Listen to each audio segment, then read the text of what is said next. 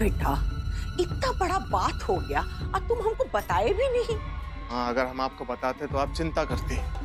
हम थे ना राधिका के साथ, ठंडा पानी का पट्टी करके हम बुखार उतार दी। अब चिंता करने की कोनो जरूरत नहीं।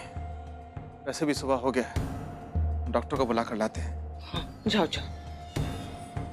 यही मौका है गरम लोहे पर हथौड़ा मारने का। हाँ। इतना तेज बुखार माँ जी, ऐसा पहले कभी हुआ है? हम बता रहे हैं कल रात को जो कुछ भी हुआ है ना, उससे बहुत घबरा गई है बच्ची। बहुत गहरा पदमा लगा है इसको, इसीलिए बुखार चढ़ गया है इसको। नहीं, ठंड में बिना कंबल के सो गई ना, और खिड़की भी खुली हुई थी, इसीलिए उसकी तबीयत खराब हो गई। देखिए भाभी जी, कारण तो 1000 हो सकते हैं, लेकिन कल रात जो इसके साथ हुआ है ना, वो बहुत बुरा हुआ है। बहुत बड़ा धक्का लगा है इसके दिल को। हम कह रहे हैं। तुम कहना क्या चाहती हो? कि हमने- गंगा, चुमकी के साथ बहस करने का कोनो जरूरत नहीं है। वो ठीक है कह रही है, और तुम अपना बचाव में चाहे जितना सफाई दे दो, कल जो कुछ भी हुआ है ना, उनमें गलती तुम्हारा है। अब जाओ, ये कमरे के बाहर चली जाओ। हम नहीं चाहते कि बबूनी आंख खोलती फिर से तुम्हारा शकल देखे। जाओ।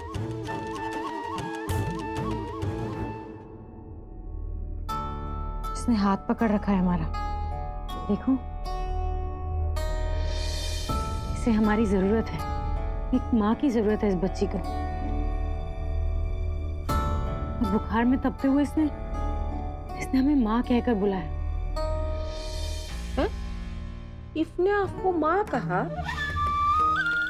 इतना तेज बुखार है उसको, और बुखार में इंसान कुछ भी बड़बड़ाने लगता है। देखिए भाभी, बेहोशी की हालत में अगर राधिका ने आपको माँ कह दिया, इसका मतलब ये नहीं कि आप इसकी माँ बन गई। इसकी एक बार नींद खुल जाने दीजिए, फिर देखिएगा कि इसके दिल में आपके लिए कितनी नफरत है। कल रात पहली बार हमने महसूस किया कि इस घर में किसी को हमारी जरूरत है। अपनी बीती हुई जिंदगी का तो पता नहीं, अगर आज पहली बार किसी ने हमें एक मीठे से रिश्ते का नाम देकर पुकारा है।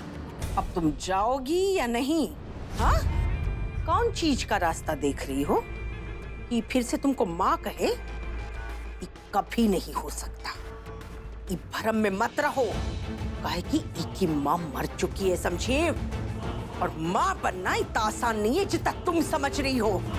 कोशिश करने से मुश्किल काम भी आसान हो जाता है, और हम ना तो मुश्किलों से डरते हैं, ना ही कोशिश करने से कतराते हैं। तुम लोग देख रहे ना, एक दिन राधिका हमें अपनी मर्जी से, खुशी से माँ कहकर बुलाएगी।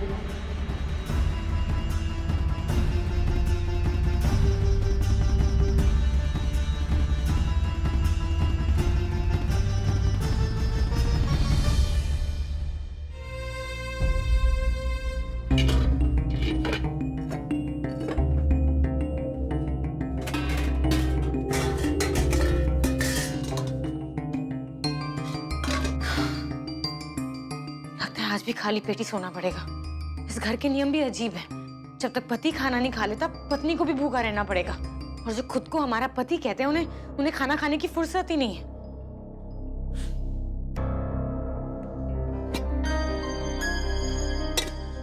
तो क्या कभी हमें रात का खाना खाने को मिलेगा ही नहीं? हद है।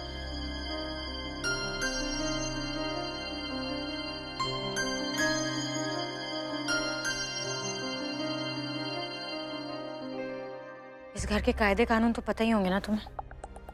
ये कहाँ का नियम है कि खाना खाने के लिए भी किसी और की मर्जी पे चलना पड़े।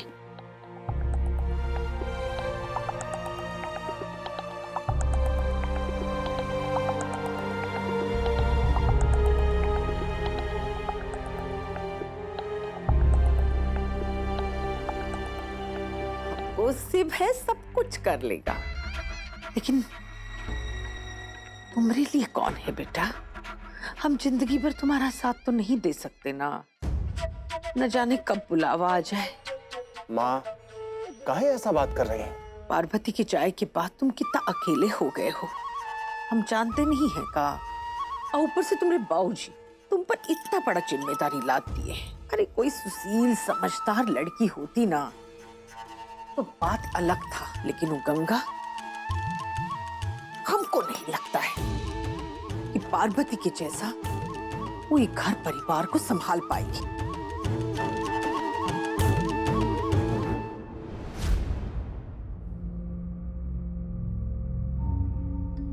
माँ,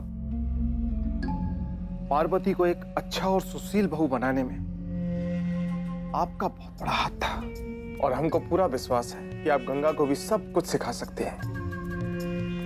तुमको लगता है कि वो कुछ सीखेगी? अच्छा बहू होने का एक भी लक्षण नहीं है उनमें। बहुत बड़ा गलती कर ली है जो आंख मूंद कर ये रिश्ता स्वीकार कर लिए। लेकिन इसका मतलब ये तो नहीं है ना कि पूरा घर को सौंप कर और हम तमाशा देखते रहे। कभी नहीं। ईमानदारी से बताओ सिद्ध, तुमको लगता है कि इतना बड़ा बात होए के बाद गंगा को ही घर में रहना चाहिए?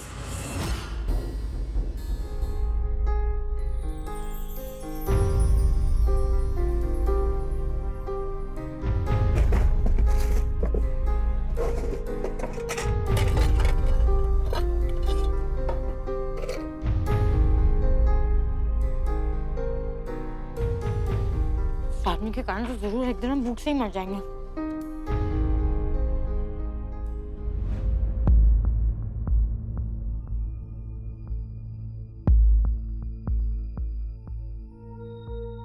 आप रात को ठीक से खाना नहीं खाती का?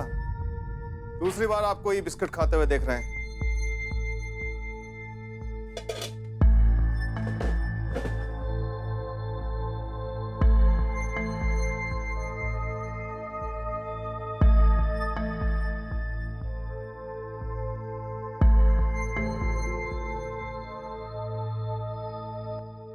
खाओगे इनको? गंगा जब से इस घर में आई है ना, सिर्फ रात का खाना खाया ही नहीं है उसने।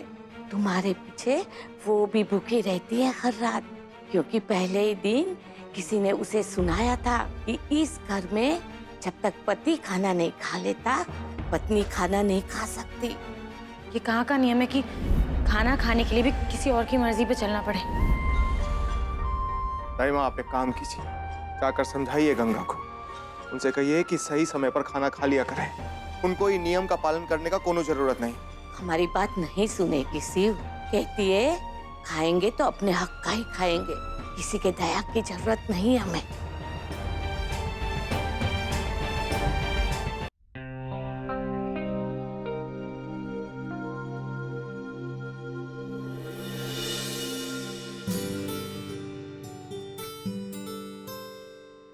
अरे वाह, ये कौन लाया? जरूर पापा लाए होंगे। उनसे ही कह रही थी कि मुझे स्केटबोर्ड चाहिए और वो लेके भी आ गए। कितने अच्छे हैं मेरे पापा।